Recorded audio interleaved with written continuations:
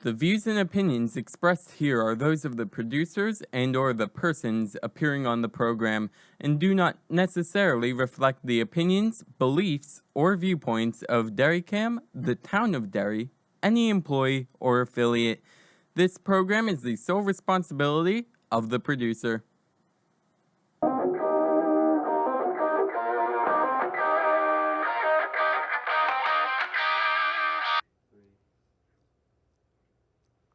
Hi, I'm Anthony Henry. Welcome back to America's Ass, Episode 4. Okay, so today we have our guest, Brian Chirichiello. He's a man of many titles, so I'll let him explain himself. Thanks for having me, Anthony. Yeah, so I wear two hats politically. Derry Town Councilor, District 4, going on my sixth term. And I also am the chairman of the Rockingham County Commissioners. And I got elected to that a couple of years ago, so 2.5 years in. So thanks for having me, I appreciate it. You're welcome. All right, we'll get right into it. Big headline for today is that Title 42, the Trump-era law, policy, whatever you want to call it, that basically contained the border, has ended. Well, hasn't yet. It's going to end tomorrow or the next day. I forget exactly which one, but by the time this will be out, it will be over. So that's going to be real interesting to see. We're going to get a big influx at the border. What are your thoughts? Yeah, definitely. So Title 42, obviously during the COVID times, they didn't want people moving in or out because of COVID. That's been a couple of years. As you mentioned, Trump established that. And yeah, it looks like we've got a lot of people looking to come over the line any way they can. And they're just gathering outside. The Biden administration, I think, I want to say he's sending 1,500 National Guard troops, which is really not nearly enough.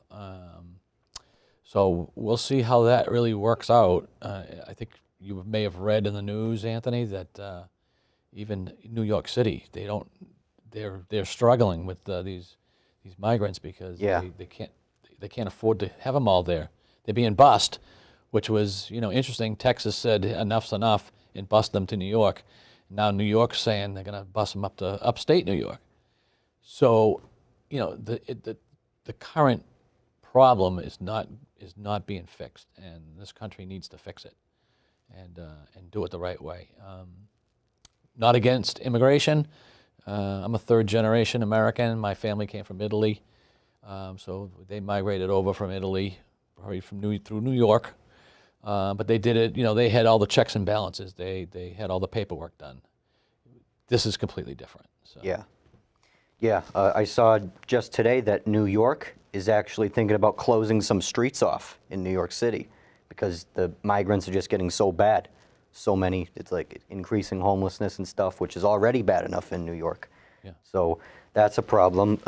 I also saw today that they're expecting 10,000 at the border. When this ends, that's going to be a new national record all time. So, dam's about to burst. Yeah, I think Congress. It's about time Congress really buckles it down and tries to figure out a system that's fair to everybody, and not just let people just come across and unchecked. We don't know, where people are going, and that's just not right. So, yeah, hopefully they can fix that soon. Yeah, personally, I think that we need military at both of our borders, not just south, north. We need to protect our nation. Yeah, good point on the north. I think it was maybe 3 or 4 months back where they said that there were people crossing the Canadian border into Vermont and New Hampshire. It's like, okay, so now some people are trying to figure out how they can get here any way they can. They're not dealing with the South. They're going to do it through the North. So, and we just don't have enough manpower in the North. So. Yeah, and I know many states are offering to send National Guard to the borders. Biden's declining most of it. Arizona, they tried to build their own wall out of shipping crates or something, and the new governor of Arizona, who's a Democrat, ordered that be taken down. So. Interesting. The interesting thing that I like to think about is you are seeing people that really want to be here, the land of opportunity. And we are, as Americans, we live in the land of opportunity. and people will do whatever they can to get here. Yeah. So that speaks volumes of our way of life, versus communism and socialism, where some seem to think our country's sliding a little bit. But people from, like Venezuela, countries like that are really oppressed, they're doing anything they can to get here because they know they have an opportunity to do whatever they can here to make it and live their dream. But we got to do it the right way. So Yeah. just like your family and my family came the right way, and they had those, the people at those times had their struggles. It wasn't easy, but they worked hard, and they managed to do well. So Yeah. Yeah, my ancestors also came from Italy. My great-grandfather came over to Ellis Island. He signed all that paperwork, denounced the King of Italy and all that, and he was sent over to make money for his parents, my great-great-grandparents, who were sharecroppers. And he didn't make much money for a long time because he sent all that money back. Never went back to Italy to visit them either. Right. So he really, created a life here, because that's what America is, as you said. We're the land of opportunity. And there's a reason that all these migrants are coming here, as you said, because we're so much better than all these other countries that have such anarchy, really. Right. As we said, there's a right way of coming in, and there's a wrong way. Yeah. It's currently wrong because they're not checking people as they come through. Yeah. So we got to do a better job with that. And what I also think is wrong is that some Republicans, for example, Congressman Paul Gosar of Arizona, they want like a full immigration moratorium, which means to stop any immigration, legal or illegal, from coming to America for 10 years, Yeah, which I don't agree with. Yeah, I don't know if I'd go that far. But on the flip side of that, if you think about, Arizona's been inundated, same as Texas, California. Those southern border communities have been inundated for years and years. And, we hear of the New York mayor complaining about he doesn't have enough money for these migrants that are being bussed up from, from down south into New York. Well, that's just happened recently. These migrants have been flooding, the southern states for a long time. So they can't afford it either.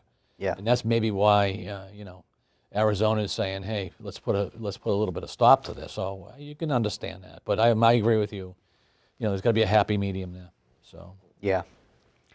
Yeah, we're going to see what this looks like in a couple days. By the time this is out, that Title 42 is going to be over. So make your own thoughts about it, because you'll see.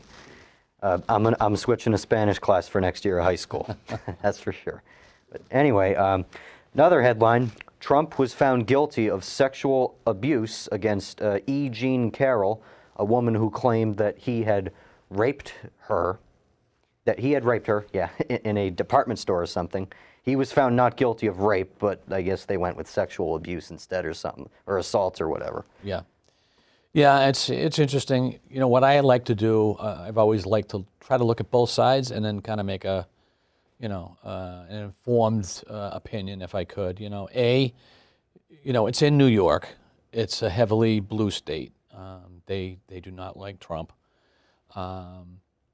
And so, are they doing it? Some people are saying they're doing it just for show and whatnot. But on the other side of it, Trump's had a past with some issues with women and stuff like that. But so you don't really know there. But it just seems like the timing is a little bit, Yeah. The timing's a little bit weird because he's running for president. But on the flip side of that, you can see that. But they have a video of Trump on a bus saying some things that really weren't appealing to women. So Yeah. kind of degrading women, which is not good. So, but anyway, we'll see how that all plays out. I'm sure President Trump's got a couple more lawsuits in the works before the next election. So we'll see how that works. Whether he's still the front runner. It doesn't really seem to. These issues don't really seem to drag him down. His base is very strong. Yeah. So, but we'll see. Yeah. He was, as many of you know, we talked about it a couple weeks ago on my show. He was arrested for bank fraud or whatever it was last time. I think they're just trying to arrest him for show, personally. Biden just wants him out. I think they're afraid of him. They know he's still strong. They know he still has a big base in America. Yeah, I think it's political reasons. And I think there's, as you said, there's probably timing stuff with this, because this woman could have came out with this anytime, because she mentioned it happened a long time ago in that lawsuit. And she wrote a book, right? Yeah. So you got to kind of weigh all that stuff, Yeah. you know, and when you're watching the media, you got to kind of sort of take some with a grain of salt. So Yeah. Yeah. Trump's still the front runner in the primary. It's going to be real interesting to see how that goes. There's 5 major Republican candidates: him, former UN Ambassador Nikki Haley, businessman Vivek Ramaswamy, former Arkansas Governor Asa Hutchinson, and radio host Larry Elder. yeah, Those are the 5 major. There's a bunch of minor ones too, and there's still many more that are probably going to jump in, such as Ron DeSantis, possibly Mike Pence, Chris Sununu, Francis Suarez. yeah. There's many. Yeah, I think DeSantis is just waiting because there's a law in Florida that you can't be governor and run for president. They Yeah. put a bill in now allowing him to do that, so I think you'll see him declare pretty soon. Tim Scott, whom I saw a couple days ago up in St. A's, Yeah, he's another. he'll be declaring on May 22nd. So more and more people getting in. The nice part about First in the Nation primary in New Hampshire is you get to meet these people in person, and you get to ask your questions. Yeah. So as we all know, we take the primary very serious here, politics very serious in New Hampshire. So looking forward to seeing more candidates. Yeah. Yeah. It's going to be real interesting. We're just in the baby stages of this election, too.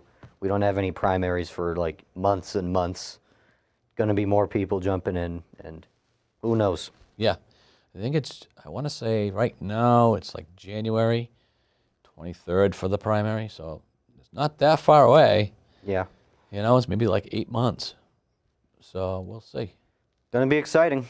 Yeah. Anyway, on to Tucker Carlson. We talked about him last show. He announced just yesterday that he's going to be starting a show on Twitter where he says that he'll have more freedom to express himself, because he said Twitter is currently the place for free expression. So he's really kind of taking the route I'm taking. Just, start small, build yourself up. Yeah. He's got quite the base of fans when he was on Fox News. The interesting thing is with that, he had a contract with Fox where basically Fox owned his rights for a little bit longer of time. They just pulled him off the air. So he couldn't go anywhere else currently. But he probably found a loophole in his contract where Twitter's not really necessarily considered a cable TV operation. Yeah. And so, it looks like maybe Twitter's trying to get into a different field. I'm kind of curious as to how that would work, because, Twitter's usually 15 words or so or whatever, and, small snippets of information. So I'm wondering if they're going in a different direction and they're going to have Tucker, just do it on the internet. Yeah, and we don't yet know the size of what his show's going to be like. We don't know if it'll be 2-minute videos like what he's been doing, and he's getting 80 million views per video or something like that with all these announcements. Or he could go back to doing hour shows like he did on Fox. We don't know yet. Yeah. And one of the things that I do all the time, I look at financials because I'm older. So I have to worry about my retirement and all that. So I always watch the stocks and all that stuff. But the interesting thing is when Tucker was pulled off of Fox, the network lost millions of dollars, like right away. So his fan base stopped viewing, and that affected Fox. Now, it was quite a dip. Yeah. And now Fox is just trying to find a replacement, to kind of stop the bleeding type of thing. So that'll be interesting. But we'll see how Tucker makes out with Twitter. Yeah. I believe right now his replacement, temporary replacement for that time slot, is Lawrence Jones from Fox. Yeah. And then it was last week. It was Brian. I forget his last name. I'm sorry, but he was the replacement for that week. So they're trying out different hosts. So we'll see who actually lands that spot. Yeah. Yeah, he's one of the Tucker's one of the biggest voices in the Republican Party, I think. And I heard that Trump is also talking about potentially getting him to moderate the Republican debates for president. That would be real interesting. Yeah. Well, I heard a rumor that people want him to run for president. I heard another thing that said Trump might choose him as his running mate. Okay. So Stay tuned on that one. yeah. And one more headline before we get to what's going on at the town and county level. Okay. George Santos, the most controversial member of Congress, he did all those scummy things like lying about his jobs, his college. He stole money from a veterans dogs vet fund. He was a drag queen and hid that. He has been arrested for, and I got it written down, fraud, money laundering, theft of public funds, and false statements. He had claimed that he was going to run again. I don't think he will. Unlike Trump's, I think this actually has some substantial backing behind it. Yeah. It's unfortunate. He seems to be a habitual liar. Yeah. That's been proven over and over. I don't know what the issue is, that he has to keep getting into these issues and lying about things. You know, now that he puts himself in a really bad spot because he was he was elected, and he represents people. And you know, when you're an elected official, you need to be on the up and up and honest. Yeah. You know, I know there were a lot of people wanting him to step down. He refused.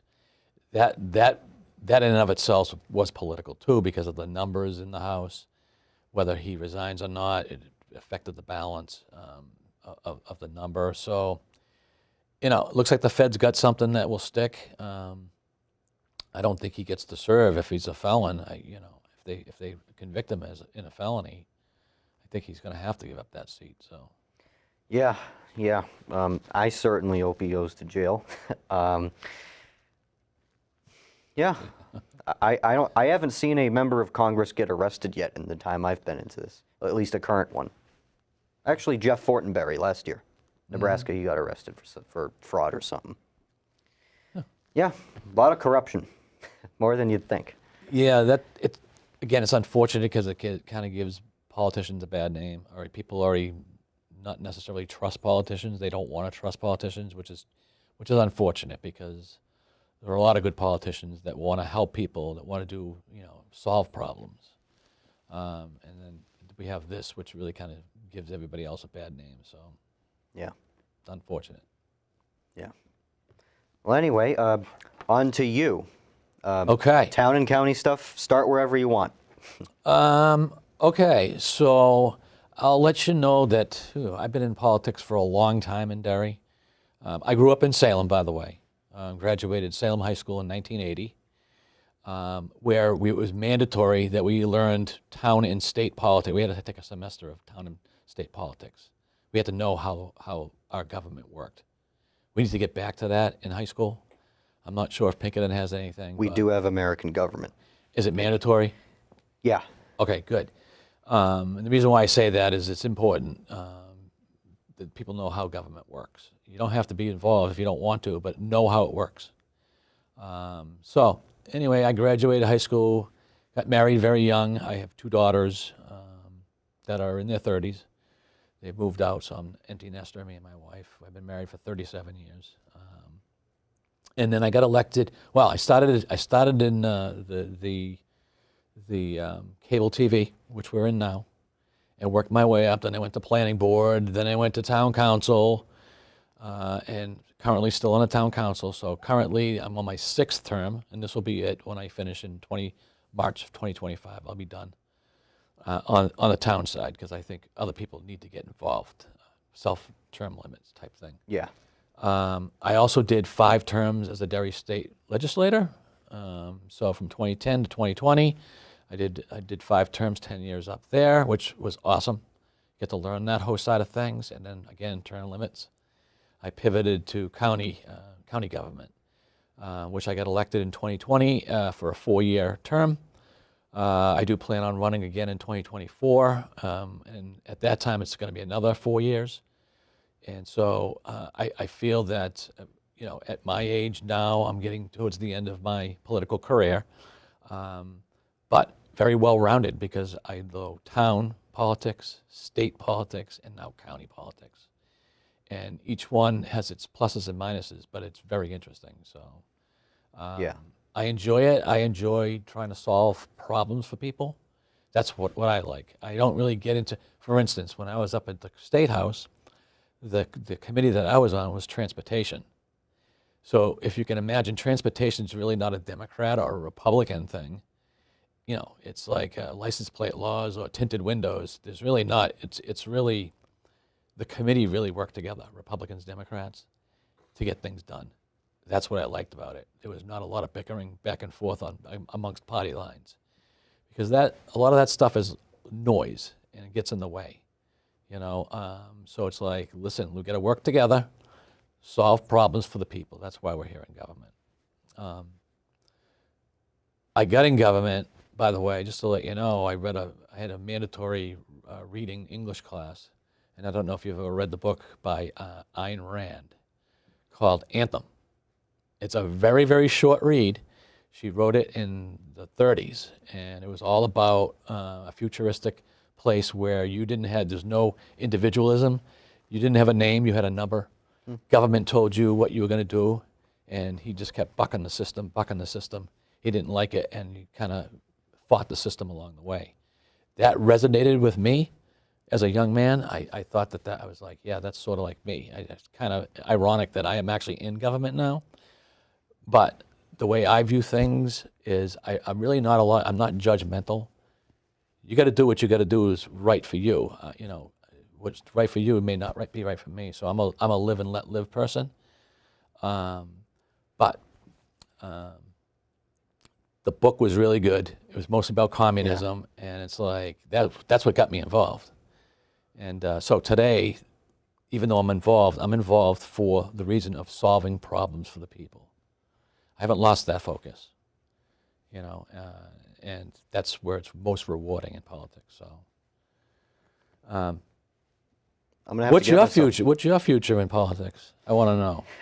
Well, What's your dream? I'm happy that you're involved. I see you at the town council meetings and other things, and I'm like, that's awesome. I like to see the younger generation get involved, because my biggest worry is apathy. Like, people aren't going to show up to run anymore. That's what scares me the most. I want to see people, whether it's you agree with me or not, get in there and get involved. It's your world. You got to shape it. So, what are you going to do? I know you're still young, but yeah, I'm gonna figure that out as I go. Really, okay. I wouldn't want to run for anything if I didn't think I'd be able to actually do something. Like, if I ran, I'd want to run to do something. I wouldn't want to run just to be Just there. for the sake of running. Yeah, just to have the title, just to have the power. That wouldn't make sense. That'd be, I think, corrupt, in my opinion. That just running to run, that's like George Santos. You're just gonna. Yeah, yeah. Good point. Good point. So, you know, I hope you stay involved, because it's important. I plan on it. And it's your generation that's going to run the country. And you guys have to pay my Social Security, so. You know? Yeah. So I know you and your friends are involved, which is great. I'm really happy to see that. Thank you. Yeah. One question that I'd like you to answer for the audience, because some of them might not know. Like, they may know what a town council does, just they'd assume town stuff. Right. What does a county government oversee? County Commissioner. Yeah, county commissioner. So good question, because a lot of people do not know what a county commissioner does. So we do the day-to-day operations. So we're responsible for the finance piece and the operations, the day-to-day operations of the county government, which consists of the nursing home. We have an assisted living facility. We have Rockingham Jail, County Corrections. We have the Sheriff's Department. We have the county attorneys. We have the Registry of Deeds. Okay, so we oversee them. It's a $95 million budget.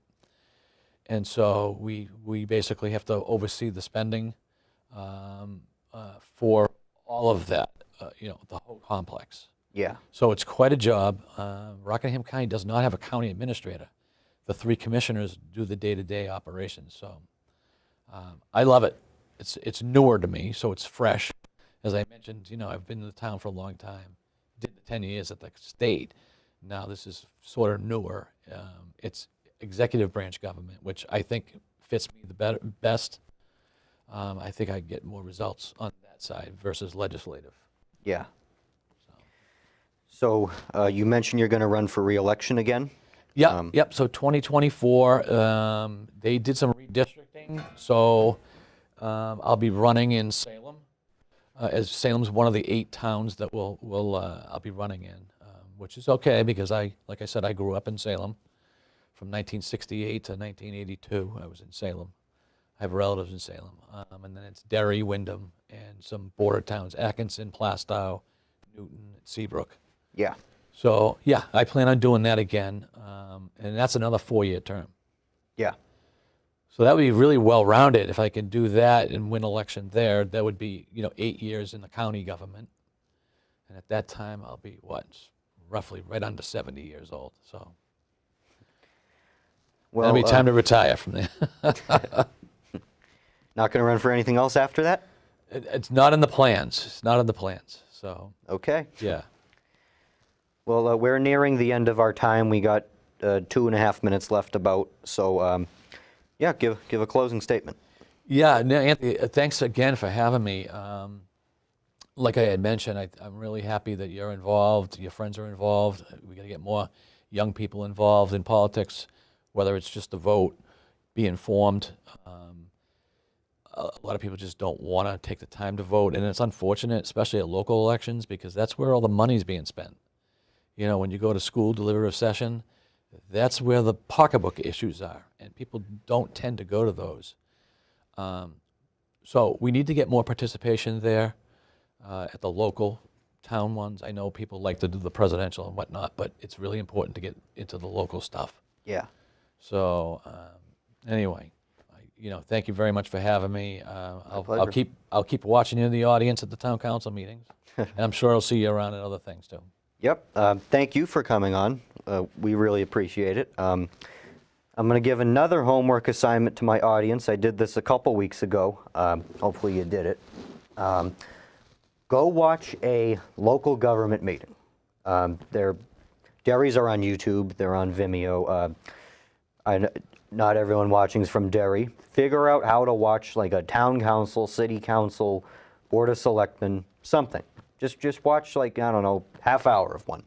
Don't go to them. Well, go to them, but you don't got to go to all of them like I do, because I got nothing else to do. So, yeah, like Brian said, stay informed in local government, because that's the most important. That's the one that impacts you the most. So, yeah. All right. I'm Anthony Henry. This has been America's Ask. Thank you for watching. The views and opinions expressed here are those of the producers and/or the persons appearing on the program and do not necessarily reflect the opinions, beliefs, or viewpoints of DerryCAM, the town of Derry, any employee or affiliate. This program is the sole responsibility of the producer.